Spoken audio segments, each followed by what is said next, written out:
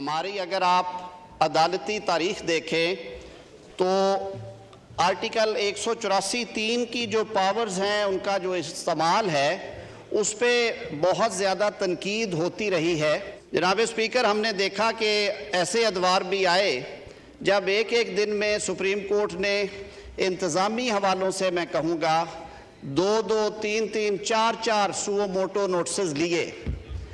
اگر آپ دیکھیں تاریخ میں جائیں تو بہت سارے اہم قومی اثاثے تھے جو کہ ڈی نیشنلائز کر دیے گئے۔ ادارے کی اسموتھ فنکشننگ کے لیے اور اجتماعی سوچ کی عکاسی سامنے لانے کے لیے یہ ضروری ہے کہ جو کانسٹیٹیوشن آف بینچز ہے اور جو کیسز کی تقسیم ہے اس میں یکسانیت رکھنے کے لیے اور تمام معزز جج صاحبان کی عقل و شعور کو استعمال کرنے کے لیے ایک ایسا میکنزم اپنایا جائے جس میں آپ کو شفافیت بھی نظر آئے اور تمام معزز جج صاحبان کی جو اجتماعی پارٹیسپیشن ہے اس پروسیس میں وہ نظر آئے۔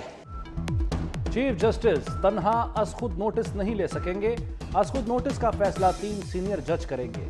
وزیر قانون اعظم نذیر تارڑ نے بل ایوان میں پیش کر دیا۔ از خود نوٹس کے خلاف 30 روز میں اپیل کا حق ہوگا۔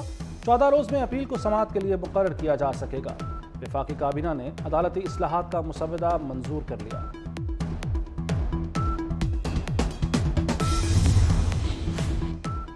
تمام اسمبلیوں کے انتخابات ایک ساتھ کرائے جائیں۔ الیکشن کمیشن کے آئینی اختیارات میں مداخلت سے گریز کیا جائے۔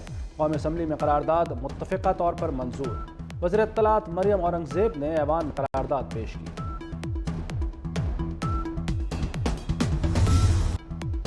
الیکشن کمیشن کو انتخابات کی تاریخ میں تبدیلی کا اختیار نہیں۔ ایمرجنسی لگا کر ہی الیکشن ملتوی ہو سکتے ہیں۔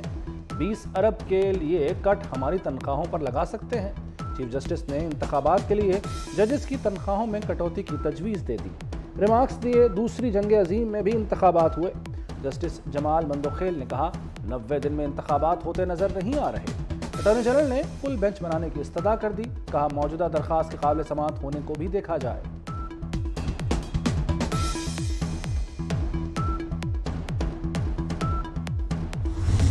کتنے اعلیٰ عدالتوں کے جج کرپشن پر نکالے گئے۔ ابھی ایک آڈیو آئی اور آڈیو میں سپریم کورٹ کے جج کے بارے میں بعض انکشافات کیے گئے۔ چیف جسٹس سے گزارش کروں گا آڈیو کا فورینزک آڈٹ کروائیں۔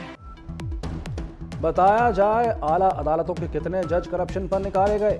وزیر اعظم شہباز شریف نے جج کی مبینہ آڈیو کا فورینزک کرانے کا مطالبہ کر دیا۔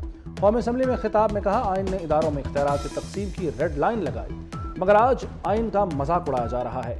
عدلیہ کے اختیارات کی دھجیاں اڑائی جا رہی ہیں۔ وقت گزر گیا تو ہاتھ ملتے رہ جائیں گے۔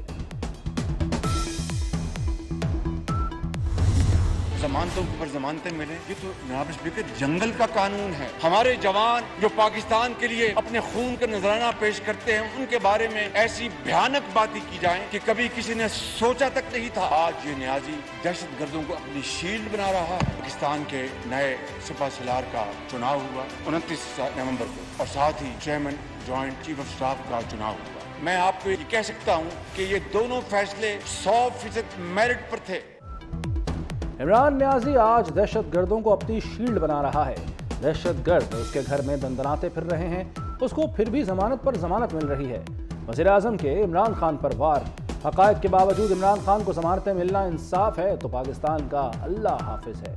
عمران خان کی قوم سے معافی مانگنے تک مذاکرات کا امکان مسترد۔ کہا تحریک انصاف نے فوج کے خلاف منظم مہم چلائی، آرمی چیف کے خلاف بیرون ملک مظاہرے کرائے۔ عمران خان کو پاکستان سے کھلواڑ نہیں کرنے دیں گے۔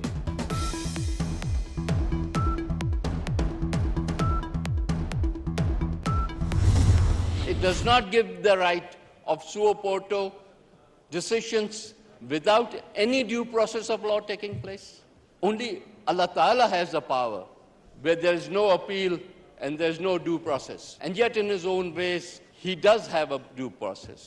Case may be at trial court level, a case may be at high court level, but yet you can scuttle the entire process and just take it directly under the suo motu power. And once you have decided there's no right, you cannot appeal to anybody, you cannot talk to anybody else, and that has got a finality.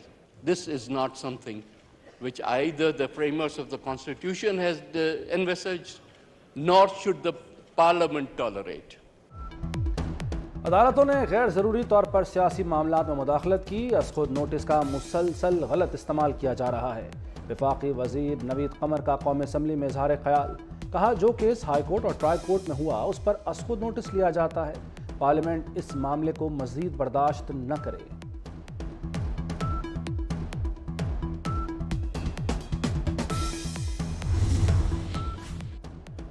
Punjab اور خیبر پختونخوا کے انتخابات ملتوی کرنے کے خلاف case. Pakistan bar council نے full court بنانے کا مطالبہ کر دیا. پاکستان بار کونسل کا اعلیٰ عدلیہ کے ججز میں تقسیم پر اظہار تشویش. ججز کے فیصلوں پر تنقید ہونی چاہیے, ان کی ذات کو نشانہ نہیں بنایا جانا چاہیے. از خود نوٹس کے اختیار سے متعلق رولز وضع کیے جائیں. جلاؤ, گھیراؤ اور پولیس پر تشدد کا کیس. اسد عمر, فرخ حبیب کی عبوری ضمانت پیش نہ ہونے پر خارج. ڈاکٹر یاسمین راشد, اسلم اقبال اور زبیر نیازی کی عبوری ضمانت میں 7 اپریل تک توسیع. علی بلال عرف ذل شاہ قتل کیس میں ملزمان کے مزید جسمانی ریمانڈ کی استدعا مسترد کر دی گئی.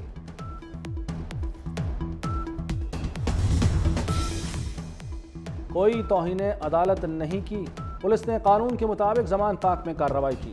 آئی جی پنجاب, سی سی پی او, ڈی آئی جی آپریشنز کا لاہور ہائی کورٹ میں جواب. Chief secretary, additional chief secretary کو جواب جمع کرانے کے لیے 12 اپریل تک کی مہلت.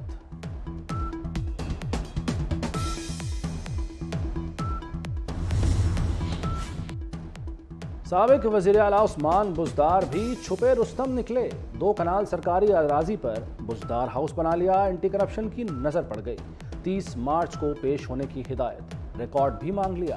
عثمان بزدار نے فورٹ منرو میں کروڑوں کی سرکاری اراضی پر قبضہ کیا.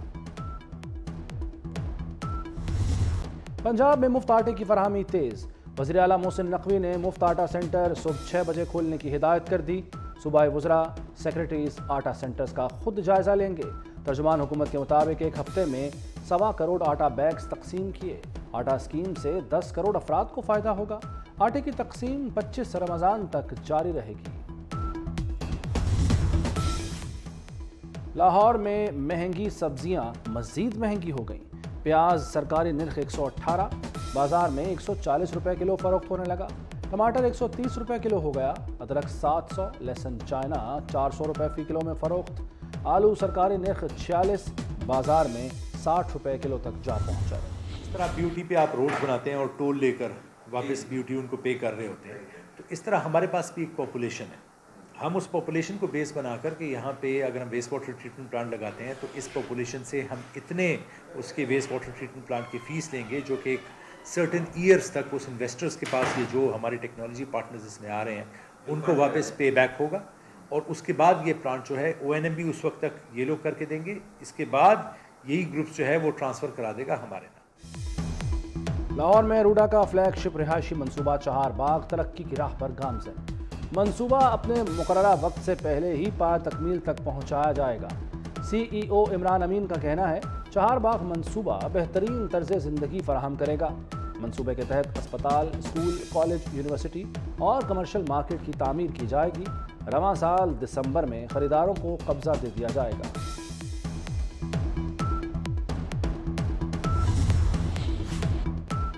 لاہور ماسٹر پلان 2050 پر عمل درآمد روکنے کے حکم میں توسیع. ماسٹر پلان میں شہر کے گرین ایریا کو بھی نہیں بخشا گیا. ماحولیاتی تحفظ کے لیے جتنے ارب بھی لگ سکتے ہیں لگائے جائیں. جسٹس شاہد کریم کے ریمارکس. ماسٹر پلان کا جائزہ لینے کے لیے بین الاقوامی کنسلٹنٹ کی خدمات حاصل کرنے کی ہدایت. اور برطانیہ کی سیاست میں نئی تاریخ رقم ہو گئی. پاکستانی نژاد حمزہ یوسف اسکاٹ لینڈ کے پہلے مسلمان نئے فرسٹ منسٹر منتخب ہو گئے. اسکاٹش نیشنل پارٹی کے نومنتخب سربراہ کا یورپی یونین میں دوبارہ شمولیت سمیت دیگر انقلابی منصوبوں کے عزم کا اظہار. حمزہ یوسف گلاسکو میں پیدا ہوئے. خاندان کا تعلق پاکستان کے علاقے میاں چنو سے ہے.